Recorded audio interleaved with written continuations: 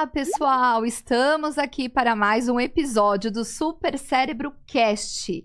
O Super Cérebro é uma metodologia onde nós desenvolvemos habilidades cognitivas e socioemocionais.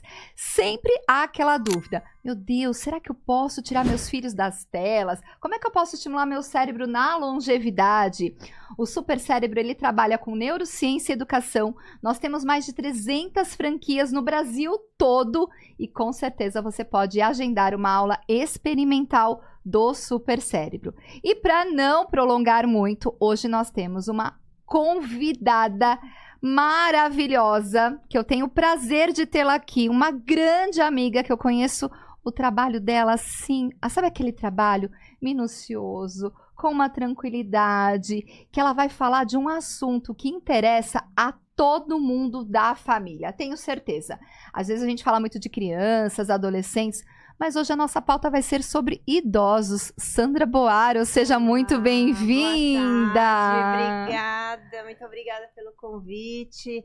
E sim, é um assunto, para mim, né, por exemplo, é encantador.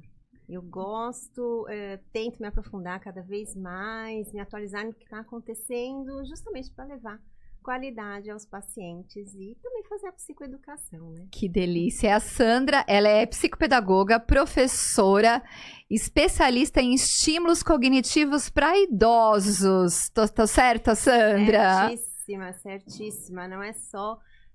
a gente tem o hábito, é o cultural, né? Pensar nas fases da criança, do bebê, da criança, do adolescente, do jovem... Mas o idoso também precisa de estimulação cognitiva. Precisa. E nós temos, Sandra, no Super Cérebro, estímulos cognitivos e socioemocionais para os idosos. Sim. A gente tem o Soroban, nós temos materiais que vão trabalhando não só com os aspectos que a gente fala, tem que estimular a mente, a memória, mas também a comunicação e a interação. Sim. Que eu acho que é o que a gente vai falar hoje um pouquinho, com certeza, né? Com certeza. E Sandra, tira uma dúvida, por que você escolheu trabalhar com idosos? Bom, vamos lá. É um fato até bastante curioso, porque eu sempre gostei muito de estudar, aprender e principalmente entender como que as coisas funcionam. Uhum. E foi mais ou menos em 2020. Eu já tinha me formado em pedagogia, já trabalhava há muito tempo na educação, mas não tinha tido ainda a oportunidade de fazer a psicopedagogia, porque é aquela coisa, né? Vai aparecer uma oportunidade aqui, outra ali, e a gente vai se especializando no que está fazendo. E a psicopedagogia sempre ali batendo na porta, aquela vozinha. Te chamando! Fazer, né? E aí eu tentei me matricular, em 2020 não consegui, e apareceu neurociência. Eu falei, opa, por que não? Fui ver o currículo, achei extremamente interessante entender como que o cérebro funciona, a constituição, a parte, né, a parte funcional. Falei, por que não? Vou fazer. E aí, nos 2 anos da pós, eu fiquei extremamente encantada. Falei, olha, tantas perguntas e as respostas aqui. E outras perguntas começaram a surgir, né? Porque o cérebro é muito, muito, muito misterioso, muito intrigante, né? Então, ele leva até mais ou menos aos 25 anos para amadurecer. É isso mesmo. Só que quando você chega perto dos 35, ele já começa a entrar no declínio cognitivo. Falei, como assim? Respondeu tantas coisas, agora me deixou curiosa com tantas outras. E foi isso que me fez olhar justamente para essa parte da longevidade, do envelhecer. Entender por que o cérebro demora tanto para amadurecer, mas ao mesmo tempo ele é muito rápido depois do processo de amadurecimento para entrar nessa parte do declínio, né? E eu quis entender um pouco mais sobre isso.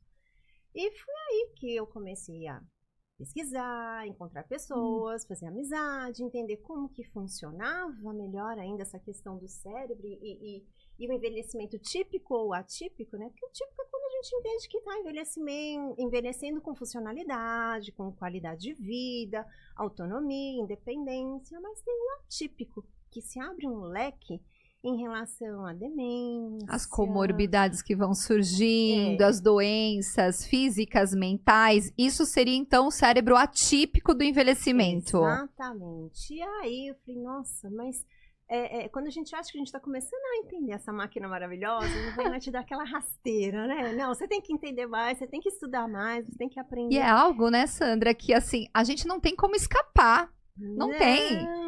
O envelhecimento tá aí, ele bate na nossa porta. Você pode fazer o que você quiser, que a gente não escapa. Mas tem estratégias. Exato. Que daqui a pouquinho você conta quais são essas estratégias. Então foi por isso que eu acabei caminhando para essa parte do estímulo cognitivo com idosos.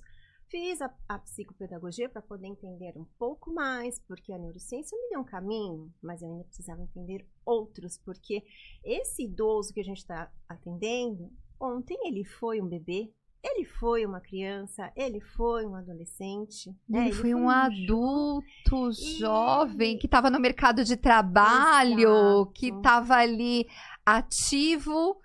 E passa de ser cuidador, ele era o cuidador, né? Para ser cuidado agora. Então, e a psicopedagogia me trouxe isso. Como olhar para esse ser que tem um cérebro único, que ele é único nos seus aprendizados, nas suas experiências, na sua vivência, e que está ali naquela, né? Tem a dádiva do envelhecimento, né?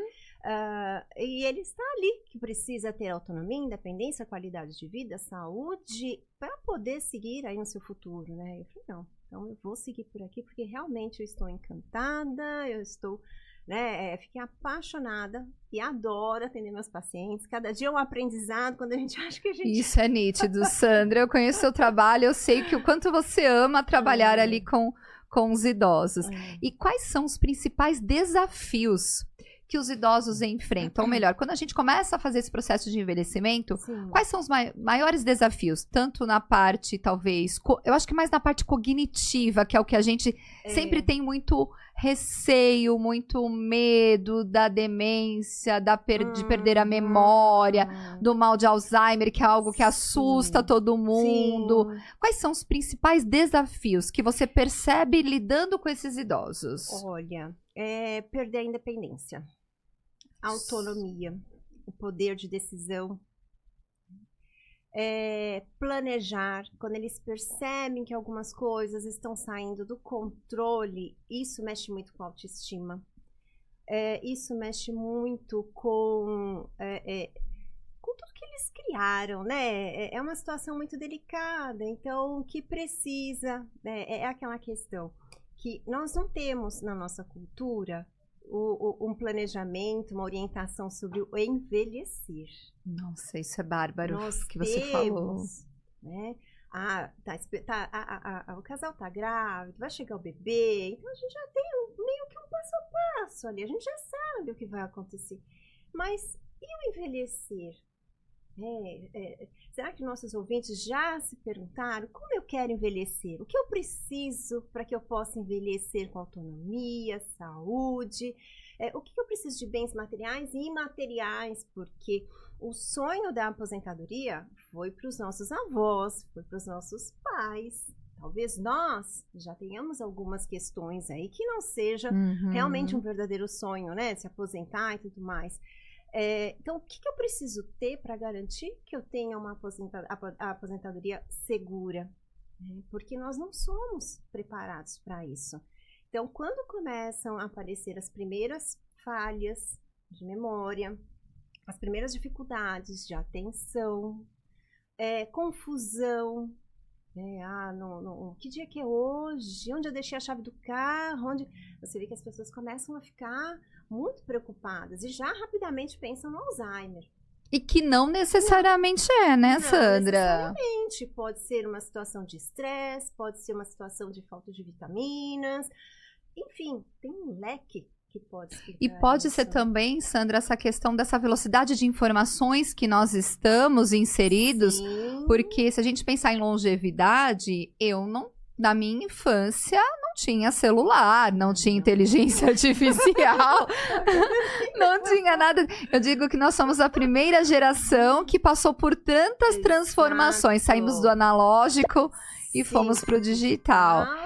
E tem tudo isso. Então, assim, talvez essa velocidade de informação que o idoso ainda talvez esteja ali no analógico, tem essas dificuldades desse mundo moderno, Sim, digamos. sim, com certeza.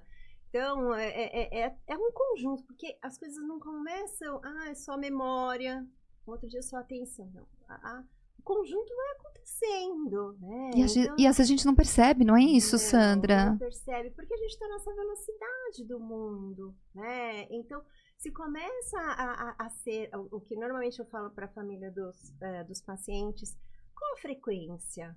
É isolada? Está acontecendo pelo menos 3 vezes na semana, todo dia? Temos que procurar ajuda.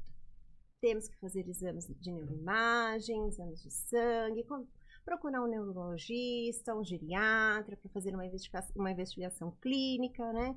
Fazer a avaliação cognitiva, porque as pessoas acham que fazer avaliação cognitiva, vai ter um atestado ali de que a pessoa não é funcional. E pelo contrário, saber como o cérebro está funcionando, entender o porquê existem as falhas de memória, ou as falhas de atenção, ou então porque eu estou com dificuldade de planejamento, ou reproduzir, né, o viso construtivo, é extremamente importante, porque você atua no precoce, no preventivo. Às vezes um estímulo cognitivo já resolve, que é uma terapia não medicamentosa, mas às vezes associada com uma vitamina, ok, resolveu o problema. Então as pessoas, elas precisam se atentar que trabalhar no preventivo e se perguntar como eu quero envelhecer e buscar É a melhor forma.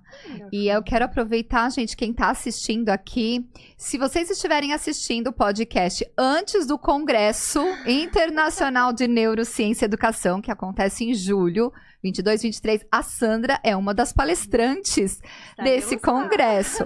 E quem está assistindo depois do congresso, por favor, volte lá no nosso canal do YouTube, Super Cérebro, porque vocês vão ver a Sandra trazendo exemplos práticos deste trabalho que você faz tão lindo, né? E tão belo. Sandra, você falou uma coisa que me chamou a atenção, a importância de uma anamnese, tá? Sim. Você não usou essa palavra, mas nós sabemos que isso é muito importante quando a gente vai avaliar um idoso. Aqui dentro do nosso material, a gente tem, Sandra, um momento que a gente traz até da Organização Mundial da Saúde, que é uma caderneta do idoso. E essa anamnese, ela é muito importante para a gente poder conhecer quem é este idoso. E eu sempre tenho uma preocupação, Sandra, queria que você complementasse aí com a sua experiência, que muitas vezes, quando você vai fazer a anamnese, você está com o idoso e você está com alguém da família do idoso. E às vezes, essa pessoa que tá ali do lado, ela não deixa o idoso falar. Ela fala por ele. Então, assim, ela corta e diz, não, mãe, você não sabe nada, né? Não, pai, deixa que eu falo. Não, você não tomou o remédio. Então, assim, de alguma forma, nós vamos infantilizando esse idoso.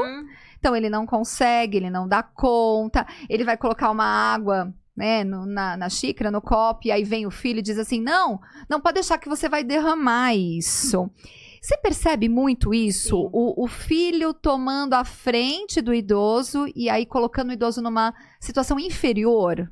Sim, e isso é um perigo, né? Porque se começa a ser uma frequência, o idoso vai se fechando. Então, todo aquele trabalho que a gente, todo aquele trabalho que a gente, né, sempre fala, olha, manter a produtividade, manter a independência, manter a responsabilidade, é deixar o idoso fazer o que ele pode fazer e que não traga risco para a vida dele, ou para o ambiente, enfim.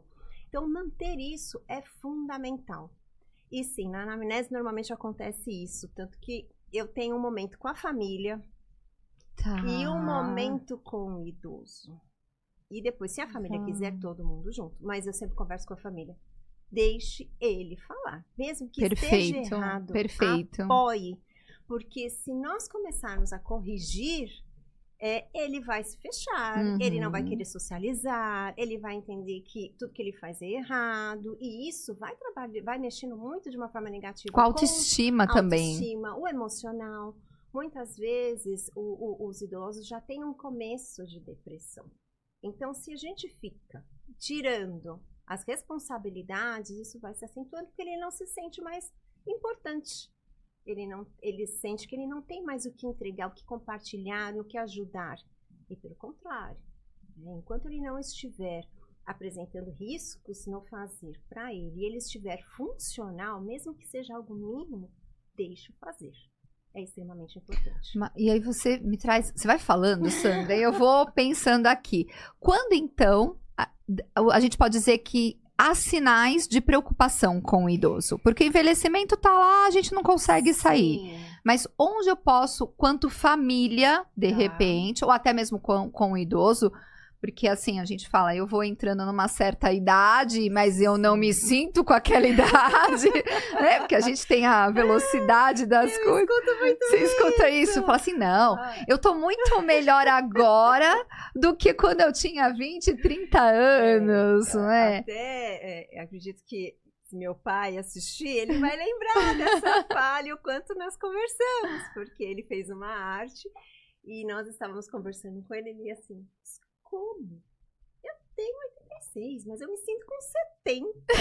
Imagina que eu vou me colocar em risco. Eu falei, que ótimo que o senhor se sente com 70, mas a mobilidade, né, a percepção não estão mais como uns 70, né? Sim. São 16 anos de diferença entre o sentir e o viver, né? Então, mas é uma situação assim muito delicada, porque fazer com que eles entendam, né, que há momentos em que eles precisam deixar e olhar para outras questões. Ou precisam de ajuda. É muito difícil isso para eles. Mas, por exemplo, quando que o idoso deixa de ser funcional? A partir do momento que ele não consegue mais administrar a situação financeira. A partir do momento em que ele não consegue, por exemplo, se localizar no tempo e no espaço, então onde eu estou. Perde a noção dos dias, das horas. Dificuldade para lembrar se tomou banho ou não. Se Tá. fez as refeições. Clinicamente a gente está falando de um CDR3. O que significa O que é isso? Né? Porque existem as fases do declínio. Então, um declínio cognitivo leve é porque algumas funções já estão com dificuldade de desempenhar seu papel. Então, o cérebro tem dificuldade de gravar algumas informações, que pode estar ligado à atenção, à memória e assim vai. Mas, se não há um trabalho, não há um acolhimento, não há um estímulo cognitivo, essa situação se avança para o que nós chamamos de um estado demencial. E o CDR3 é quando ele já está saindo de uma situação grave, entrando numa situação grave. Então, é aquele estado em que ele deixa de ser funcional. Ele não consegue fazer... ele não consegue fazer as coisas sozinho. Ele precisa de um cuidador. Para lembrar que ele tem que tomar banho, tomar medicação. Tomar medicação, trocar de roupa, às vezes para se alimentar. Então... nesse momento ele começa a deixar de ser funcional, então a gente entende que o estado demencial está se avançando. E aí vem a parte da classificação do tipo de demência, que são várias, né? Não só o Alzheimer.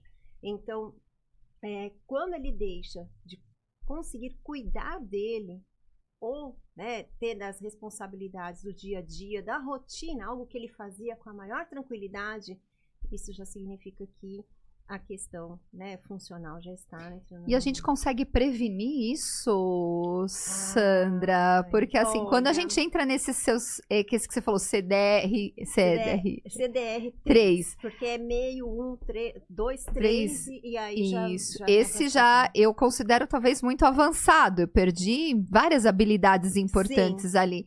Mas tem algum sinal anterior, Sandra, que possa nos chamar a atenção e falar, opa, tem algo errado comigo, ou um filho, né, uma filha, e falar, pera, tem algo errado com meus pais. Eu acho que assim, observar, né, na questão memória, ele tá com dificuldade de lembrar, por exemplo, o que ele tomou no café da manhã, ele tá com dificuldade de lembrar o nome de um familiar, ele não sabe onde ele esteve ontem. Então, isso está se tornando muito frequente. Tá. Atenção. ele está ficando muito irritado, sem uma causa aparente.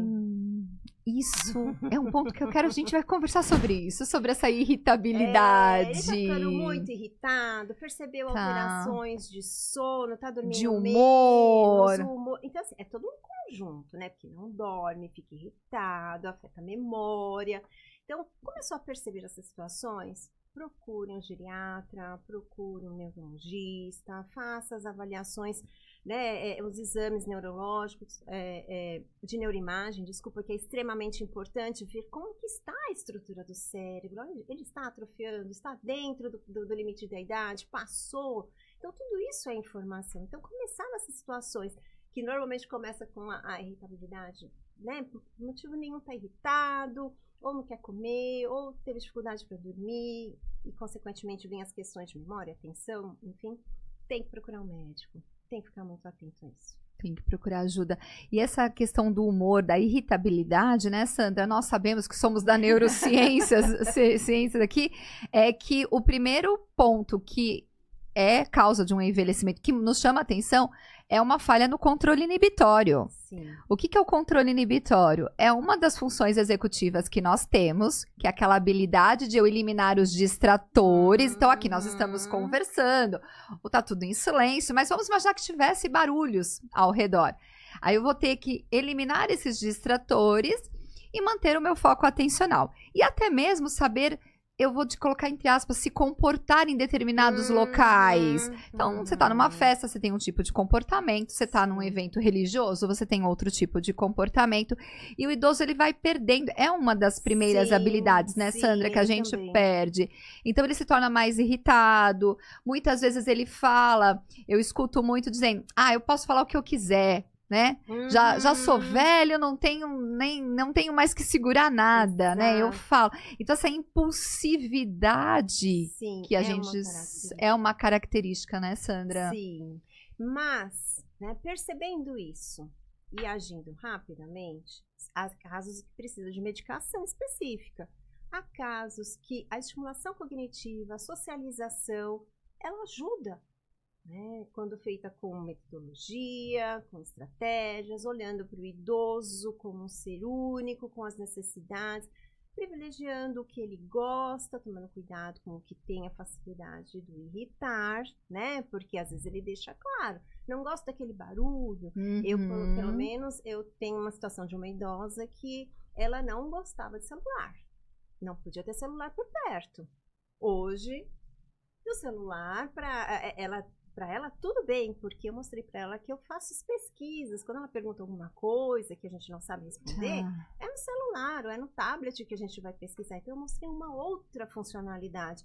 Então, ela aceita. Então, olhar para isso e acolher, porque às vezes também essa questão da irritabilidade, dessa impulsividade, é alguma coisa que está acontecendo com ele, ele não está sabendo colocar isso para fora. Pode ser uma dor, pode não ter comido algo que, né, não tenha feito bem, ou então não se alimentou direito. Então, são várias camadas nessa situação. Por isso que percebendo que houve uma mudança de comportamento, tem que procurar uma análise clínica, com certeza. Perfeito. E quais estímulos, Sandra, nós podemos ter no nosso cérebro, né? Acho que a gente tem todo o super cérebro aqui, nós vamos falar um pouquinho, a Sandra já conhece também um pouquinho do trabalho, mas quais estímulos nós podemos fazer para minimizar talvez esses impactos? Porque a gente consegue prevenir. Eu li um livro da Ana Cláudia, aquela geriatra. Sim. E ela começa o livro dizendo o seguinte, que nós estamos aqui aos 40 anos e nós vamos fazer um acordo, que daqui, quando nós tivermos 70 anos, nós vamos mudar para o deserto. Gente, a fala dela, tá? Leio um livro dela, eu só tô replicando aí. E que nós vamos mudar para o deserto, definitivamente. Então, nós temos 30 anos... Você teria talvez 30 anos ali para saber se ninguém morrer naquele caminho, né? Você vai mudar para o deserto. E aí chega a data marcada. E eu e você, Sandra, mudamos para o deserto. Chegamos lá, você reclama do frio da noite, eu reclamo do calor, a gente reclama da sede, a gente reclama da roupa. E aí vem, mas você teve 30 anos para se preparar e não se preparou. Eu acho que essa fala dela, essa história, né? Essa metáfora que ela usa tão bem colocada ali no livro, traz exatamente isso que você está falando. Nós não nos preparamos para a velhice. Então, que dicas você traz, que a gente pode estimular aí o nosso cérebro, o nosso corpo, o todo, para minimizar esses impactos? Olha, são várias situações, né? Então, eu entendo que o exercício físico é extremamente importante. Não deixar de beber água, muitas vezes, né? O idoso está confuso, está irritado e é falta de água. Não só, lembre-se que precisamos investigar mais, mas ele não sente sede como nós sentimos, já mudou para ele essa questão da temperatura, né? Então, se atentar à água. Se ainda não está matriculado num programa de estímulo cognitivo, ouvir músicas. Não tem como sair para socializar? Ligue para a família, liga para alguém que é querido, converse, leia. Eu acho que a leitura é um dos estímulos mais nobres para o cérebro, mas não é somente ler, é ler e interpretar, né? Entender o que o autor Tem algo está a mais, né, Sandra? Então, é algo tão nobre para o cérebro, assim como escrever. As pessoas não escrevem mais, né? Então, tentar escrever, colocar as ideias no papel, isso também é um estímulo. Que às vezes as pessoas olham para mim e falam assim, eu estou estimulando, eu estou fazendo caça-palavras. Ai, não. Não é Não, gente. não é isso que estimula, pelo amor de Deus. Quando a gente fala de um estímulo Perfeito, cognitivo, Sandra. nós estamos falando de estimular as habilidades, a atenção, concentração, a fala, a interpretação, memória, autorregulação, conseguir buscar uma informação aprendida, né, e trazer essa informação, expressar ela verbalmente. Então, conseguir fazer os cálculos matemáticos, ou então conseguir reproduzir uma figura geométrica, desenhar o relógio, que é a base nós usamos aqui, Sandra. É a primeira base. Né? Então, assim, então quando as pessoas olham para, né, que me conhecem, sabem com o que eu trabalho, e falam que estão fazendo com caça-palavras, gente, vocês estão ouvindo? Não. Olha, não sou eu que estou dizendo. Porque o pessoal fala, Renata, não, gente, olha aqui, uma especialista em idosos dizendo.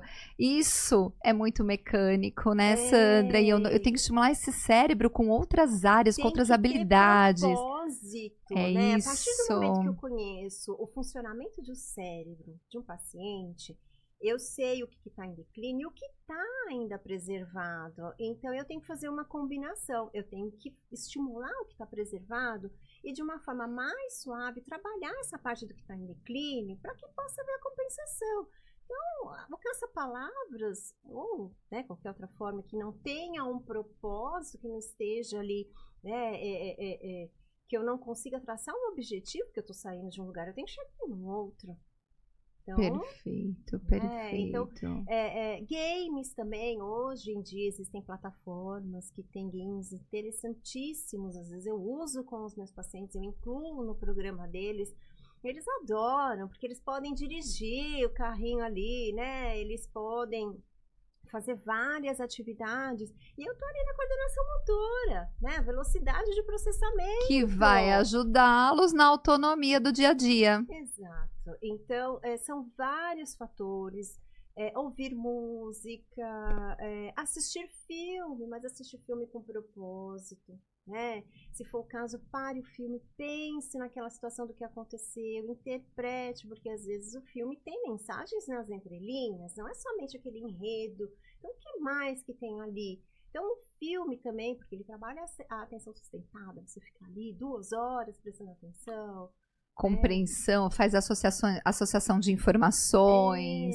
Hoje, por exemplo, com os meus pacientes, eu trabalhei um texto sobre felicidade. E eles são muito musicais. Então, a gente estava interpretando o texto, cada um conceituou o que era felicidade para ele, que eu atendo esse casal numa dupla, né, na sessão. E do nada, o senhor olhou para mim e falou assim: a música felicidade, felicidade. Ah, que coisa linda! Aí eu rapidamente no tablet, vamos, pode cantar, e ela, depois a gente vai ouvir para ver se faltou alguma coisa. E a gente falou sobre a música também. Então, às vezes, a gente tem que ter aquele jogo de cintura. A gente fez o programa, mas vão surgindo coisas ali no momento que estimulou ele a cantar. E olha que coisa linda, olha, ele foi buscar atrás. Olha a né? memória semântica, auditiva, Então, tudo. E a esposa foi fazendo barulheira, que graça. Gente, que coisa maravilhosa, né? Então, é lembrar que não é só o cansa-palavra, é todo um contexto. Olhar fotos, né? Às vezes as famílias têm as fotos tudo guardadas dentro do armário. Gente, coloca na parede, isso ajuda muito o idoso. Converse com ele sobre essas fotos, o momento que foi tirada, quem está na foto, quem são essas pessoas, em que momento, né? O que aconteceu para que essa foto fosse tirada. Então, é tão importante isso. E até mesmo que as fotos, né, para esses idosos ainda são físicas, não estão mais no digital, não estão ainda no digital. Em alguns momentos eu peço fotos para a família, faço, porque eu também monto atividades, eu não uso só os jogos, enfim. Eu crio atividades personalizadas, então eu coloco as fotos, quem é, no meio, quando que foi que aconteceu, o que marcou para você de positivo nesse dia, você se lembra o que aconteceu? Então, assim, tem legal, muita coisa interessante para se fazer. Você está falando aqui, eu queria, não sei se é possível colocar a câmera aqui de cima, mas esse material está falando, Sandra, eu falei, meu Deus, tá tudo aqui dentro. Tá tudo aqui dentro, Sandra. Porque a gente tem uma apostila só de tecnologia para trazer esse idoso, porque às vezes ele quer mandar um áudio para os filhos, não consegue. E a gente tem 2 materiais de estímulos cognitivos. Então, exatamente isso que você falou, olha, da memória semântica, aqui. Então, agora foi, né? Ó, organização temporal, Sim. Sandra, que é o que você falou, organização espacial. E aí você falou uma coisa, que essa daqui, eu que escrevi, né? Fui eu. Exatamente, olha, o planejamento, Sandra, tão importante, né? Porque às vezes ele não sabe mais se ele tomou banho, a orientação, a gente, você falou da música, nós temos QR Codes, olha que legal, para fazer a discriminação auditiva com o idoso. Então, quanto isso é importante. E às vezes, o que eu percebo, Sandra, quem faz a matrícula do idoso no supercérebro é o filho, é a filha, é aquele idoso que muitas vezes está sozinho, porque a gente está falando de estímulo cognitivo, mas eu também tenho que pensar no socioemocional.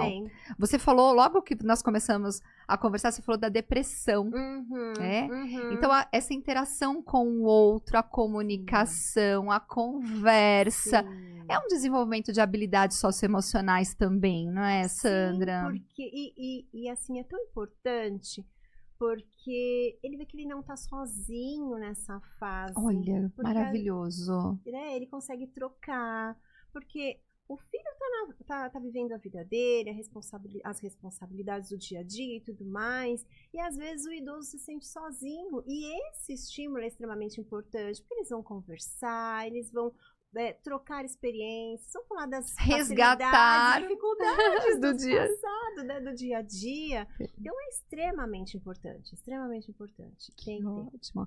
E Sandra, que dicas você traria para os filhos como cuidadores? Vamos colocar os filhos e os cuidadores, porque a gente tem, quando a gente começa a inverter o papel da sociedade, até um tempo você é criança e você é cuidado pelos filhos. Eu tô passando isso já agora, né? Aí os minhas filhas cresceram, estão tendo a sua independência, e agora eu tenho que olhar para os meus pais. Então a gente começa a ter um desequilíbrio de novo na balança ali. E você ficar atenta, olha, né? Você comeu, né? Você tá comendo tal coisa, você tomou remédio, você foi ao médico, o que o médico falou? E que dicas você traz para essa família e para os cuidadores? Porque a gente tem muito medo de colocar o nosso pai, nossa mãe nas mãos de alguns cuidadores ali. Então a gente vamos preservar o nosso cérebro, porque a gente tem autonomia. E eu acho que é uma imagem assim que todo mundo tem, falar, eu não quero dar trabalho. Não é? É a principal fala né? Você escuta muito Escuto, isso. Escuto. Até mesmo do idoso, que hoje já tem uma secretária do lar que está ali, mas não está caracterizada como uma cuidadora, né? Eles falam, eu não quero dar trabalho, eu não quero dar preocupação. Não, meus filhos estão com muitas coisas na vida, eu não quero ser um peso. Então você vê, né, como eles se sentem nessa situação, porque eles não estão mais ativos no mercado, eles dependem de alguém para ajudá-los a fazer as coisas, então eles começam a se sentir como um peso, né? E olha, Renata, cada família é uma família, a gente está falando de uma cultura, de uma forma de viver, mas em todas elas nós vamos ter o envelhecer, né? Então, a dica que eu sempre dou, né, quando eu converso com a família dos pacientes entenda o envelhecimento. É extremamente importante para que a gente trate o idoso com o cuidado e com o respeito que ele merece. Como você disse, a questão de infantilizar. Então, entenda, acompanhe, observe as fases e deixe a responsabilidade com eles dentro do que é seguro. Eu acho que isso é extremamente importante. Esse cuidar, né? Foi ao médico, tomou água, vai acontecer. É inevitável, a gente vai perguntar, né? Mas é extremamente importante a gente entender isso, né? Que a gente precisa olhar para o envelhecimento, entender quais são as fases, saber em que fase o nosso idoso está e respeitar isso e acompanhar, mas sem deixar de estimular a socialização, um hobby, fazer atividades prazerosas, estar num programa de estímulo cognitivo. Ele é preventivo e ele também é terapêutico, ele atua nas duas funções. Então, se já há um declínio, ele vai atuar como terapia. Se não há, então ele é um preventivo.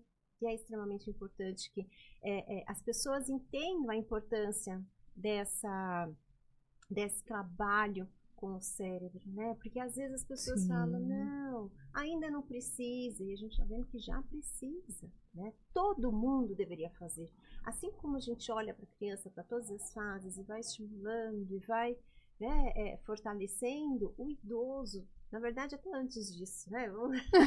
Vamos manter a nossa reserva cognitiva, né? Vamos estimular antes, é o tal do deserto. Vamos fazer o antes, porque nós temos como decidir, né, Renata, sobre isso. Às vezes as pessoas falam que o envelhecer tem um peso, mas nós temos como escolher qual é esse peso. Então, se eu sei que eu estou... Claro que a gente nunca sabe a data correta, o futuro, como vai ser, o que vai deixar de ser.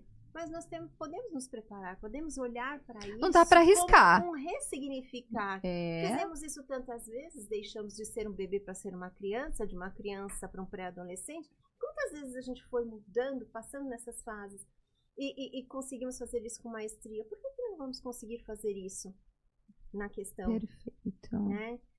Eu acho que olhar, pensar como eu quero envelhecer, o que eu quero, o que eu preciso para isso, e pensar no viver mais saudável também. Hoje as pessoas estão muito viciadas no ultraprocessados, né? Uma alimentação inadequada. E o peso é lá que bate no envelhecimento, né? E às vezes as pessoas falam envelhecer é pesado. Depende, nós temos uns longevos de 105 anos, vários dando entrevistas, e você vê que eles estão bem. A saúde não é ausência de doenças, porque não tem como, o corpo está vivendo muito tempo, alguma coisa vai aparecer, mas ele está saudável. Perfeito. Ele está funcional, né?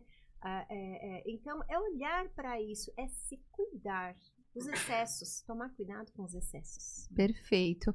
E mudando um pouquinho de assunto, Sandra, que eu gosto muito também da sua fala sobre as inteligências múltiplas de Gardner, né?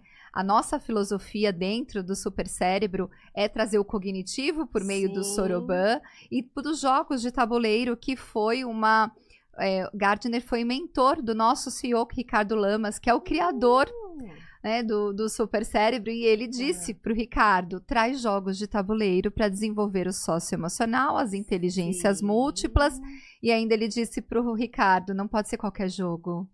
Não pode ser jogo de sorte, não pode ser um caça-palavras, tem que ser jogo que tem planejamento, estratégia, tomada de decisão. Então, traz um pouquinho essa, porque a gente fala muito das inteligências múltiplas para as crianças, estimulando esse cérebro em todas essas habilidades. E para o idoso, que eu sei que você trabalha com isso, Sandra? Então, Renata, não é diferente, porque esse idoso foi uma criança. Então, ele já vem, né, ele já vem com toda uma história, ele já vem com aptidões, com facilidades e dificuldades. Então, a gente olha muito para isso. Lá na anamnese, normalmente eu já faço, eu tenho uma parte na minha anamnese que eu coloco os potenciais. Então, o que ele gostava de fazer quando criança? Isso permaneceu quando era jovem, no adulto. O que você escolheu em relação à sua formação? Para que área você foi? No que você trabalhou? E normalmente isso mostra para a gente, né? Por exemplo, eu tenho uma paciente que ela foi costureira durante muitos anos na vida profissional dela. Você precisa ver o viso construtivo dela, as atividades, sem régua, uma perfeição, né? E eu tenho também, por exemplo, uma paciente que ela é muito musical. Lá na anamnese, isso também já apareceu, mas quando apareceu mais uma música clássica, que era a preferência dela. E eu sempre que eu vou fazendo as atividades, eu deixo uma musiquinha de fundo, porque ela gosta. Até o dia que ela começou a cantar outras músicas. Ela já tem uma demência classificada, né? Então, eu costumo usar a música para deixá-la mais tranquila, para ela se socializar mais, para ela, né? Então, ela tem essa habilidade musical muito aflorada. E ela começou a cantar trechos de música. Eu falei, opa, isso não é música clássica. Aí eu anotava, porque depois eu comecei a pesquisar que músicas são. E eu acabei montando para ela uma playlist de música dos anos 50. E o que eu fiz? Eu estruturei. Falei, olha, eu vou colocar um trecho da música. Se você souber cantar, bate na campainha. Se você souber o nome do cantor, na campainha. Então eu coloquei regras, coloquei algumas situações. Renata, foi um show. Olha! Porque, e aí eu acabei nisso descobrindo qual é a música preferida dela, que é uma música chamada Rosa, de Orlando Silva. A música é um espetáculo, realmente, é um amor romântico. E ela canta. Eu falei, olha que coisa mais linda. Se eu não fizesse esse estudo, não privilegiasse o olhar de uma forma individual, levasse em consideração essas aptidões, as habilidades, olhasse para esse idoso, quem foi ele quando criança, o que ele gostava, o que ele não gostava, as facilidades. Eu sempre pergunto, e na escola, como foi? O que você gostava? Era mais português, matemática? Você gostava de atividades físicas? Então eu anoto tudo isso, porque isso para mim acaba sendo uma base para que eu possa montar as atividades, escolher os jogos, porque dentro das atividades eu combino os jogos e levo algo a mais, como por exemplo, esse dia que eu montei a playlist. E o mais interessante no final, essa realmente me pegou de surpresa, porque aí o marido ele falou assim, faltou uma música. Jura? Tinha 20, Renata, nós escutamos 20 músicas e eu falei, meu Deus, qual que eu deixei, né? Aí ele assim, vou cantar um pedacinho pra você e você vai ter que descobrir qual é. Eu falei, cante. Ele, Pelados em Santos. Ouviram pedir Mamonas Assassinas. Eu falei, meu Deus, essa realmente eu não esperava. Né? E foi muito legal. E depois a cuidadora pegou e falou assim, Sandra, eles ficaram num dia assim tão bom, tão positivos, cantando. Era de um lado Mamonas Assassinas, era do outro Orlando Silva. E foi um dia maravilhoso para eles. Então, quando a gente privilegia, né, o que eles gostam, a estimulação tem significado, tem propósito, tem um engajamento e a gente vê o resultado, né? Porque eles ficaram muito bem. Perfeito. Essa seria uma história inspiradora, Sandra, para você? Olha, ou você tem uma outra para nos contar? Tenho uma que eu fiz recentemente. A idosa estava me contando que na juventude dela não tinha TV. E eu perguntei, então, como eles eram os hobbies, o que vocês faziam? Eu disse, minha filha, depois que todo mundo jantava, a gente sentava em volta do rádio, a gente tinha um radinho para escutar radionovela. Como era a radionovela que a senhora ouvia? Ela não conseguiu lembrar o nome, mas eu fiz as contas, né? Você foi atrás. Consegui 13 episódios. E aí, quando eu voltei na outra semana, eu falei pra ela, você tem uma surpresa pra senhora. Só que naquele dia ela não estava muito bem. Ela falou assim, não sei se eu vou gostar. Eu falei, se não gostar, a gente não faz. E olha que interessante, você teve a percepção de verificar que naquele momento ela também não estava bem. E na outra semana ela estava, e naquele dia ela não estava. Eu falei, olha, eu vou colocar um trechinho, a senhora vai ouvir. Se a senhora não gostar, a gente tira. Ela falou, tudo bem. Na hora que eu coloquei a música de abertura da radionovela, ela, meu Deus, é a novela do Albertinho Lemonte. Eu falei, nossa, ela já, né? Ela, nossa, é o Direito de Nascer? Eu escutei essa novela, a minha juventude, eu era jovem. Eu falei, se ela tinha uns 16 anos, ela, isso mesmo. Nossa, ela ficou extasiada. Eu levei 3 episódios, dura 20 minutinhos, né? Escutamos os 3 episódios. Aí eu falei assim pra ela, a senhora prefere a novela ou radionovela? Minha filha, claro que é radionovela. Você percebeu como eles levam a gente pra dentro da história? Da história, que história bem feita. Ela falou assim, volta naquele pedaço assim, assim, assado. Eu voltei. Ela falou assim, presta atenção. Eu falei, opa, sou eu que tô no estimulação cognitiva. Inverter os seus papéis. Aí o narrador fala assim, e o casal saiu para o jardim ao anoitecer e caminhou sob o tapete prateado. Aí ela falou, para aí, o que você entendeu sobre isso? Eu falei, eles estavam sobre o luar. Ela, tá vendo, minha filha? Por que eu tô falando que é radionovela? Porque eu já ia imaginar que ele estava num tapete prata. Porque o que me chamou a atenção foi o narrador, ele enfatizava algumas coisas, né? Então ele falou sob o tapete, e até a colocação das palavras. Então, Sandra. e assim, eu fiquei apaixonada pela novela, eu queria conseguir todos os episódios. A novela ficou 1 ano e 8 meses no ar. E ela falou assim, olha, você me trouxe uma recordação, eu sentada com os meus irmãos no chão, ouvindo a radionovela. Na hora que ela escutava a musiquinha, ela fazia assim com a mão, né? Que é um movimento assim de que ela tá reconhecendo. Sempre que ela percebe que ela tá reconhecendo alguma coisa, ela faz assim com a mãozinha.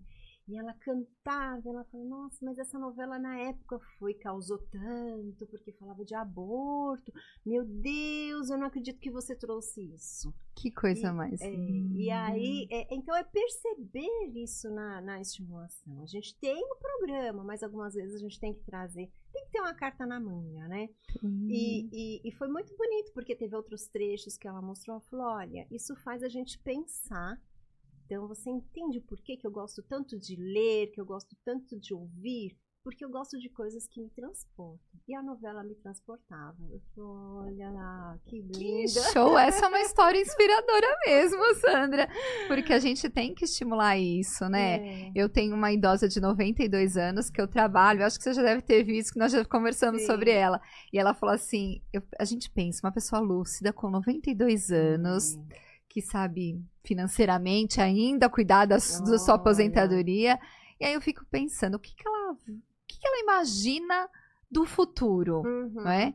E ela disse pra mim uma frase que depois que ela começou a fazer o super cérebro, ela teve mais vontade de viver. Porque é o estímulo cognitivo, mas é o socioemocional, é esse seu olhar de falar, olha, ela não tá bem, então a gente... E nós temos todo esse trabalho, Sandra, da metodologia, então a gente usa o Soroban, é um tempo menor, porque é para poder fazer com que eles tenham tempo para essa interação, para essa comunicação.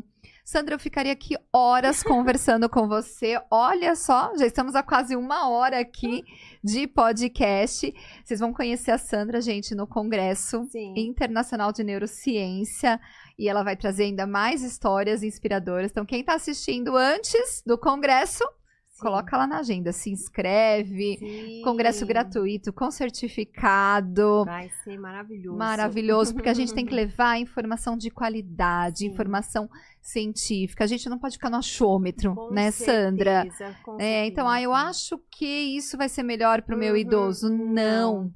Né? Precisa estudar, precisa se debruçar, precisa entender e conhecer o ser humano quanto essência. E eu queria que você deixasse aqui uma mensagem, as últimas palavras, gente, só do começo, tá? Que tem muito mais por aí. Vocês vão conhecer bastante da Sandra, mas queria que você encerrasse aí a sua fala com uma mensagem. Eu acho que as pessoas precisam, acho que na verdade a sociedade como um todo, precisaria investir nessa questão da psicoeducação sobre o envelhecimento. Muitas coisas poderiam ser evitadas ou então diminuídas no sentido de progressão, da velocidade com que as coisas estão, né, evoluindo quando a gente se depara em relação ao declínio. Então, buscar realmente entender em fontes fidedignas, científicas, o que pode ser feito para a qualidade de vida no envelhecimento. Porque não é um peso, e sim uma nova fase. E nós escolhemos como a gente quer viver isso. Nós podemos escolher. Perfeito. E é isso que nós temos que fazer, né, Sandra? São as nossas escolhas. E quantas pessoas, depois que começam a mudar seus hábitos alimentares, de exercício físico, de estímulos cognitivos, começam a se sentir melhor, mais pertencente na sociedade, nós temos inúmeros relatos dizendo, idosos de 84, 90, falando, nossa, agora eu tô conseguindo, coisas que eu não conseguia fazer, eu tô conseguindo dar conta. A gente sabe que reverter parte desse cérebro é muito difícil, mas nós fazemos algo que você falou, que é o sistema de compensação. O nosso cérebro, ele é muito ágil para isso, né? Ele é preparado para isso. Ele é preparado. A neuroplasticidade, é isso. Então, gente, Sandra, muito obrigada em nome do Super Cérebro. Pessoal, estejam sempre ligados, se inscrevam no canal, conheçam o nosso trabalho. O Super Cérebro é uma metodologia realmente revolucionária de desenvolvimento integral humano, onde nós aprimoramos até mesmo a saúde mental, Sandra. Então, com certeza. Gente, muito obrigada e fiquem ligadinhos que tem muito mais aí. Tchau, Obrigada, pessoal. Obrigada. Tchau. Você quer aprimorar as suas habilidades cognitivas e socioemocionais? Quer ter uma melhor saúde mental e também uma melhor qualidade de vida? Então, eu te convido a experimentar o método Super Cérebro. O método Super Cérebro é um desenvolvimento humano integral envolvendo neurociência e educação. Você pode agendar a sua aula experimental gratuita pelo supercerebro.com.br e descubra do que a sua mente é capaz. Vem conhecer o Super Cérebro!